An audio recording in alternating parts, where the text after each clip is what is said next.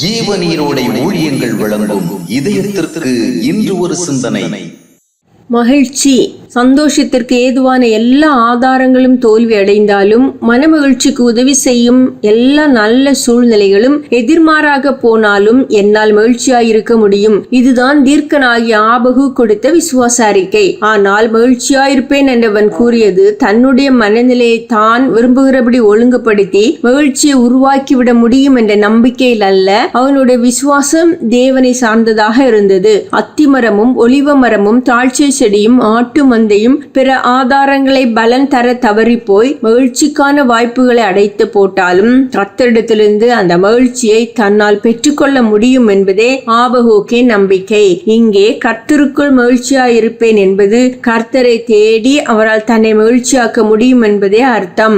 தன்னுடைய தொழிலில் தோல்வி அடைந்த ஒருவரிடம் அவருடைய நண்பர் சந்தோஷமாயிருங்கள் என்று கூறின போது, எல்லாம் தான் என்னை விட்டு போய்விட்டதே, இனி எப்படி சந்தோஷமாய் இருப்பது என்று சலிப்புடன் பதிலளித்தார். அவர் தேவனோடு உறவில்லாத ஒரு கிறிஸ்தவர். அதே வேளையில் வாழ்க்கையில் பல நிலைகளில் நஷ்டமடைந்து துன்புற்ற ஒருவரை சந்தித்த போது, சகோதரனே, எல்லாவற்றையும் இழந்து யோபுவை போல் நிற்கிறேன், ஆனால் ஆண்டவர் தருகின்ற சந்தோஷம் மட்டும் என்னை விட்டு போகவில்லை என்றார். அவர் தேவனை அறிந்த ஒரு கிறிஸ்தவர்.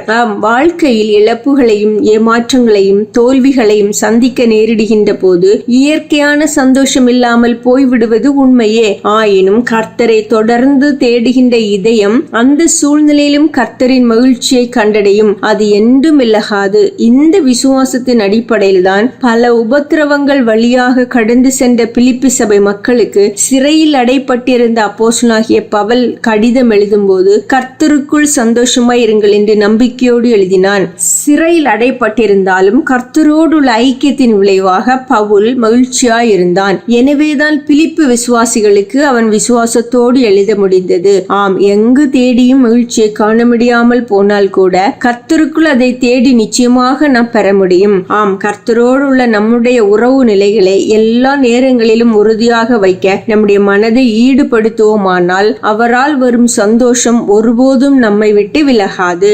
சிந்தனைக்கு, பிரச்சனைகளற்ற வாழ்க்கை அல்ல, பிரச்சனைகளால் சோர்ந்து போகாத வாழ்க்கையை தான் தேவன் தருகிறார். பிரச்சனைகளற்ற வாழ்க்கையை அல்ல, பிரச்சனைகளால் சோர்ந்து போகாத வாழ்க்கையை தான் தேவன் தருகிறார்.